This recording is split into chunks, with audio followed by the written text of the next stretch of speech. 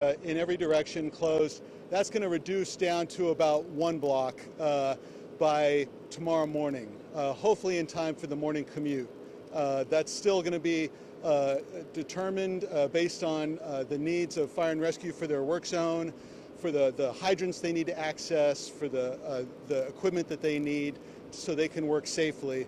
And so PBOT this afternoon supported the fire and rescue response by making their work zone safe and giving them the room to work safely from moving traffic.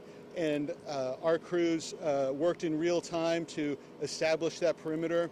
And then we've been coordinating with fire and rescue to make sure that we can reopen all the streets here to the traveling public in as timely a fashion as possible. So that's the goal, and we've been grateful for the coordination among the several public agencies on this.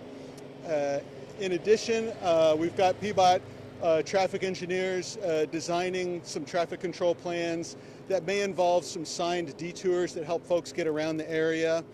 Once 13th Avenue is reopened, really then the most significant road closure here will be Southwest 14th from Salmon to Yamhill. That's a 2-block segment of Southwest 14th. That'll be closed. You expect that through Thursday afternoon. And then about a half a block east of that intersection on Taylor towards 13th, and then a block west over here, 15th, will be closed, will be part of that more longer-term closure through Thursday afternoon. Keep in mind, after our colleagues at Fire and Rescue clear the area of their equipment and their response is wrapped up, there'll be a new phase where the building owner and city officials and potentially insurance and other authorities are working on decisions about the future of the structure, and that may involve some work zone related closures that we'll need to work on that might extend later in the week or at another time. So we'll have more information on that in the coming days.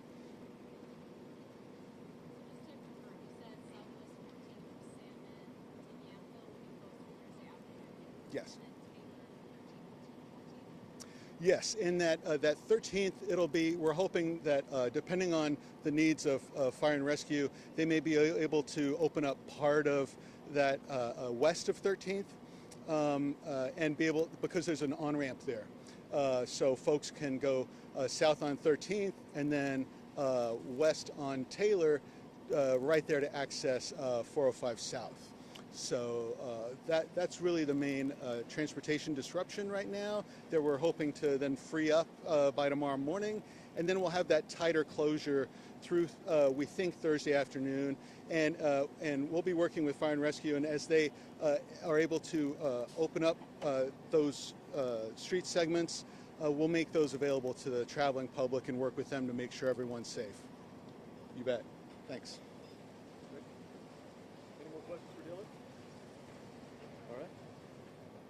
Well, again, I'm Rick Graves, Portland Fire.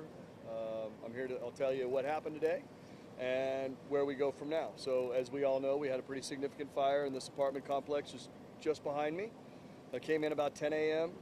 This structure was built in 1910. It's got about 60 apartments. I'm unaware of the total number of residents, but there are 60 apartments. There's a sister building just down the street here we were able to kind of evaluate. In communications with the residents, nobody has indicated that they think someone is missing. We were successful in searching floors 1, 2, 3, and 4 and had them clear of all residents. So unless there was someone that we are unaware of in the basement, we feel very strongly that we have everybody out of the structure. There is one known resident that lives in the basement that was seen outside as the fire ensued. So all things lead us to believe that we have everybody out safely. So that's real nice. This fire went to a 4-alarm assignment. That has about 86 firefighters working, along with responding chiefs. We have our logistics section that's here providing assistance to make sure that our rigs operate successfully throughout the duration of the event. We have transitioned this fire from frontline apparatus to our backup apparatus to come that are going to be in place throughout the remainder of the time, where we continue to operate these large master streams from an elevated source, dropping the water through the roof and hopefully finding any sort of hidden pockets of fire. Throughout the firefighting activities, we did take some time where we stopped the aerial master streams to see what would happen, and unfortunately, but as one would expect, we did see more smoke created, indicating there's still active fire on the inside of the structure. The structure itself is compromised. It itself is an unreinforced masonry building that has had significant fire impingement, at least in the 3rd and 4th floors, if not lower. So there's a concern of structural collapse.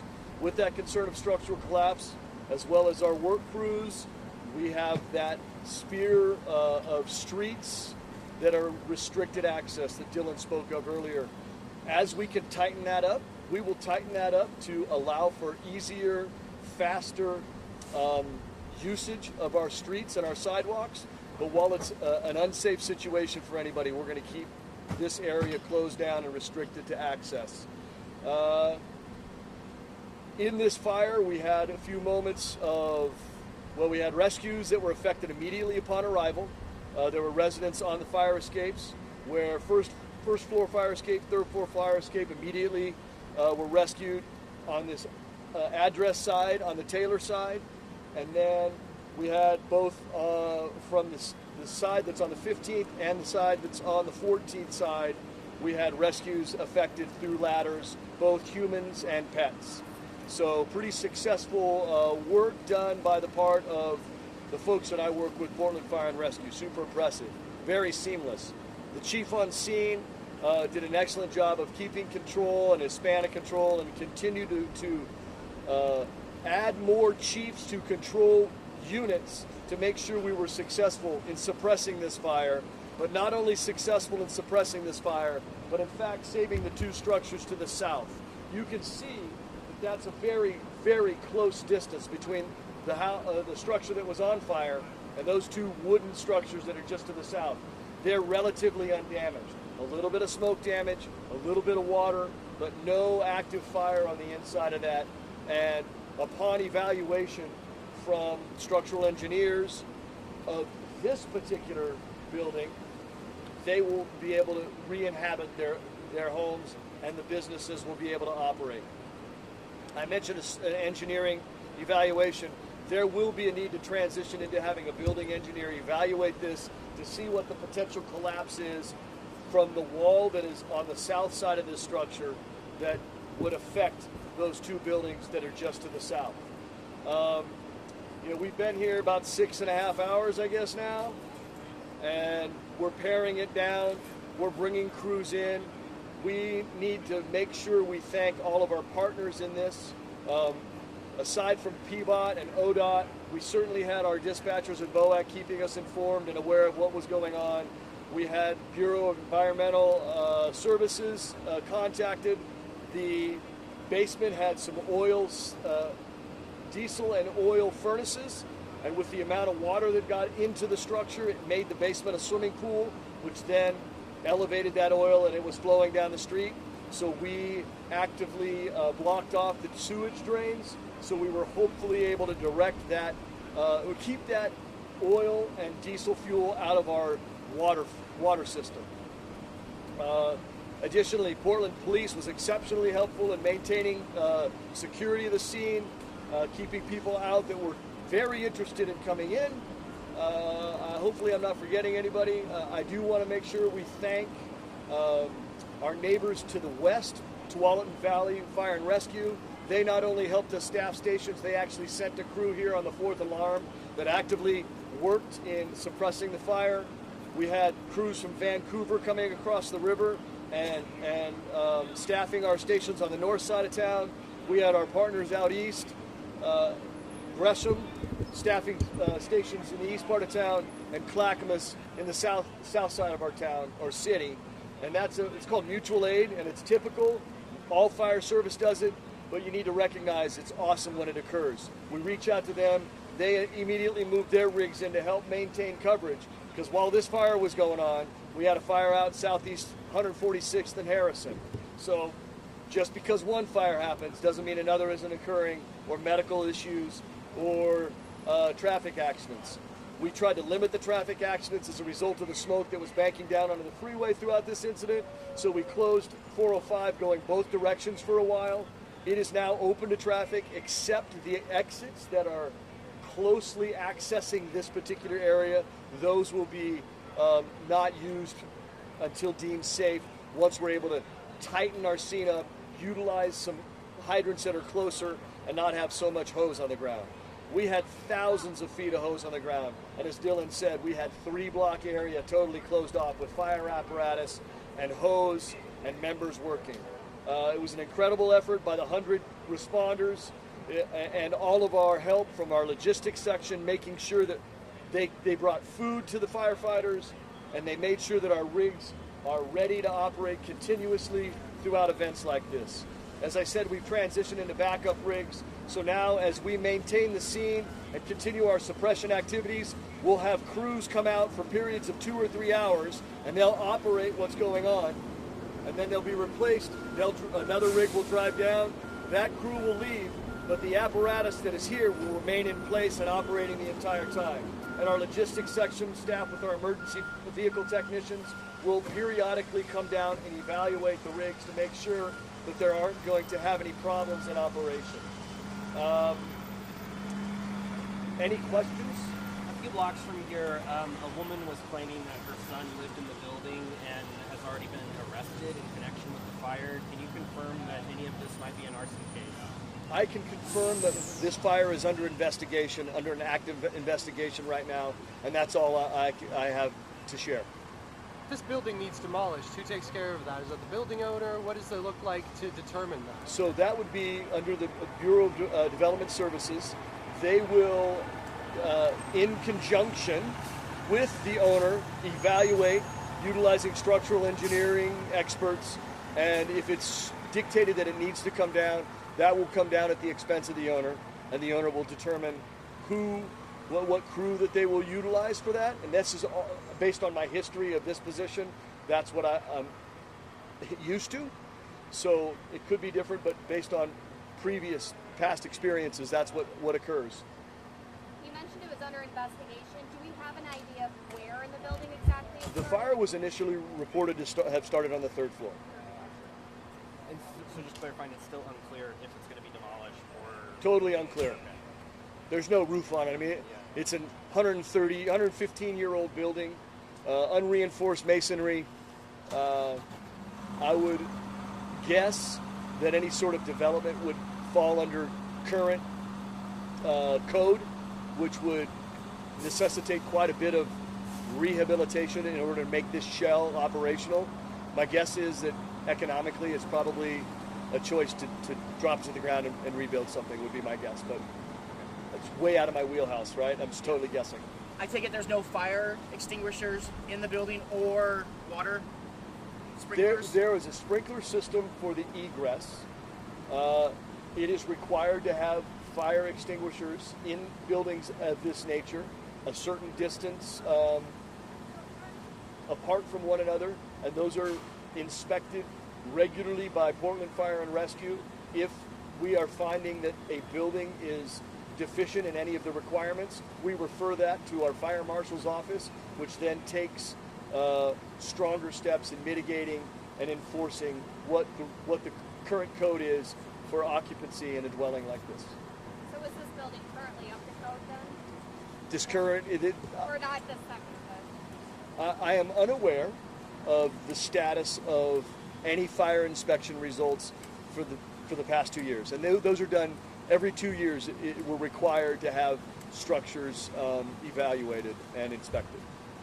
And something like this would be done at a fire station level first, and then could get referred to our fire marshal's office for various reasons. And that could be code infraction, that could be other concerns, structural concerns and whatnot. Why were there officers from the Department of Homeland Security here earlier? So I need to thank another person, and we had a fire chief from Scappoose Fire in town teaching a drone operation class out at Powell Butte. Multi-regional, organization class. He came and helped us. He flew his drone over the scene, allowed us to get visuals on what it looked like from the top, to know where to direct our hose streams and know what was going on.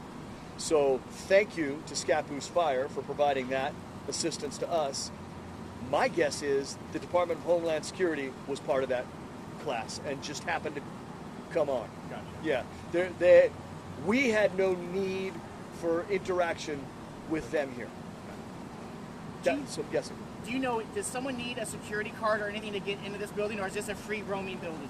I am unaware of the entry and exit mechanisms. So everybody that lived here, are they with, sorry, I'm like the organization's name. Where are the people who lived here? Where are they staying tonight? Red Cross has stepped in, no problems, because I got to thank them too.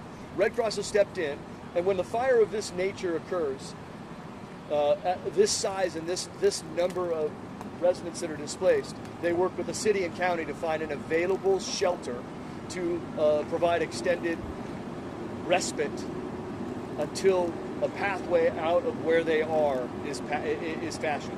So that's currently going on from Red Cross, and there was an organization by the name of Team Farmer that came down, and they provided pizzas from their Domino's outlets to all the residents, and they have said that they're going to bring more pizzas for the residents to help provide them food and comfort in this time that they're addressing this terrible situation in their life. In addition to the 60 or so apartments, do we know how many people are displaced from the adjoining buildings as well? I'm unaware. Yeah, I'm unaware. Sorry. How's the firefighter that was hospitalized? What's his future look like? I guess that all depends on the outcome of his medical evaluation, right?